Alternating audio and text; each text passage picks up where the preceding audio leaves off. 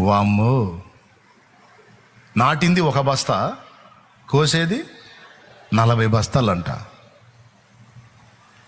ఏం అర్థం కావట్లేదా మీకు? అంటే 39 రెట్లు ఎక్కువ అక్కాయ్, 39 రెట్లు ఎక్కువ అన్నాయి. ఇంకా ఆలోచించు ఏ రేంజ్లో మోగిద్దాం. ఇకిలిచ్చుకుంటా ఒక పక్క చెబుతున్నా కూడా ఎగురుకుంటే ఏముందిలే దేవుడికి అని తెలుసు అనుకుంటే ఎగురుకుంటే పాపాలు చేస్తే పొళ్ళు ఏ విధంగా రాలుతాయో చెబుతున్నాడు అక్కడ. దేవునికి స్తోత్రం కలుగును గాక. చెప్పు, గట్టిగా చెప్పు. నాటేది ఒక బస్తా, కోసేది 40, 39 రెట్లు ఎక్కువ.